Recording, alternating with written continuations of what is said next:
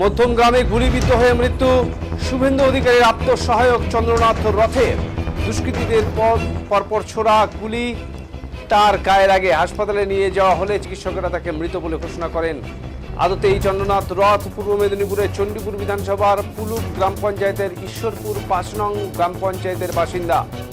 তার মায়ের নাম হাসি রানী রথ। এয়ারফোর্সে সার্ভিস করতেন। অবসরের পর শুভেন্দু অধিকারীর আত্মসহায়ক ছিলেন। ঘটনার পর থেকে কিন্তু রাজ্যের বিভিন্ন এলাকায় শুরু হয়েছে বিক্ষোভ। ঘটনার পরপরই হাসপাতালে ছুটে যান পুলিশের আধিকারিকরা সহ শুভেন্দু অধিকারী নিজেও।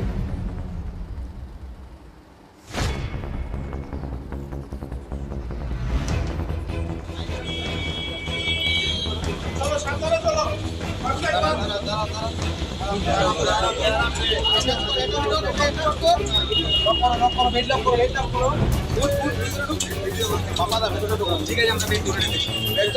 একদম বেড সবসময় ওকে স্যার, ওকে চলো চলো চলো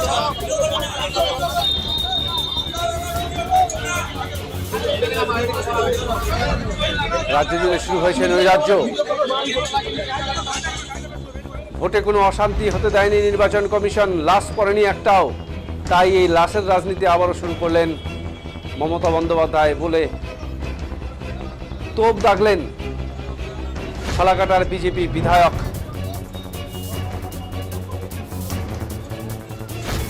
তথা বিজেপির রাজ্য সহ সভাপতি দীপক বর্মন কি বললেন তিনি শুনব।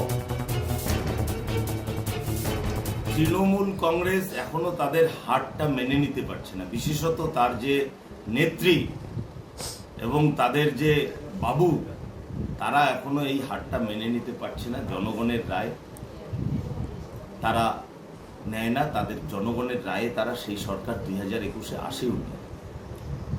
গতকাল যে আঘাত হয়েছে এটা সর্বোচ্চ পর্যায়ের। চন্দ্রনাথকে আমি খুব ভালো জানি, চিনি, সে আমার বন্ধুস্থানীয়। সে একজন আদ্যপান্ত পেশাদার। তার পেশার হিসাবে সে আত্মসহায়ক। তাকে আঘাত করে আসলে বিজেপির সর্বোচ্চ নেতৃত্বকে ওরা বার্তা দেওয়ার চেষ্টা করছে যে তোমরা যতই শান্তির ললিত বাণী শোনাও, আমরা কিন্তু পশ্চিমবঙ্গকে অস্থির করে দেব।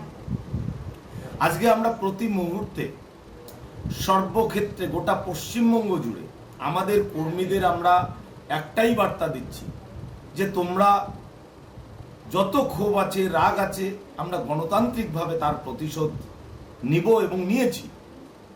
কিন্তু তোমরা আইনকেও হাতে তুলে নেবে। কিন্তু সেটাতে তাদের মন ভরছে না। আসলে এবার নির্বাচনে একটিও লাশ পড়েনি। এই লাশ খেকো নেত্রীর তাতে মন ভরেনি। উনি লাশ দেখতে চায়, তার জন্য তিনি এই কাজ শুরু করেছেন। তারপরেও আমি সাধারণ কর্মীদের বলবো, আপনারা ধৈর্য রাখুন। নতুন সরকার প্রতিষ্ঠিত হচ্ছে, সরকারের উপরে আস্থা রাখুন। এই কাজ যারা করছে তাদেরকে পাতাল থেকে হলেও তুলে নিয়ে আসা হবে।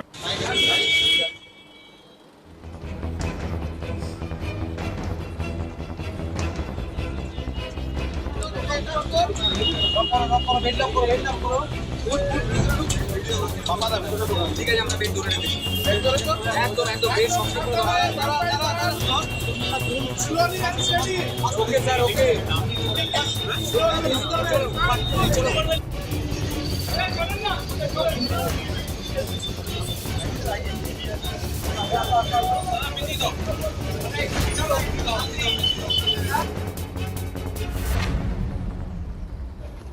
আমরা ইনভেস্টিগেশন স্টার্ট করেছি।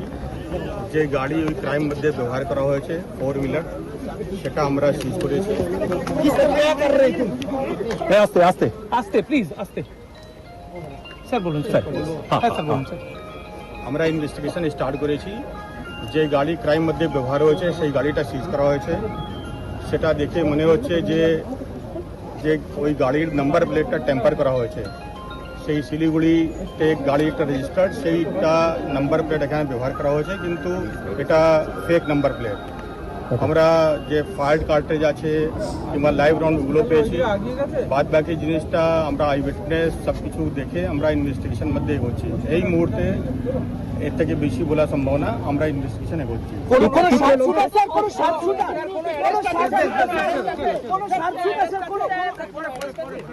বাদ বাকি ইনভেস্টিগেশন আমরা করে তারপরে বলতে পারবো।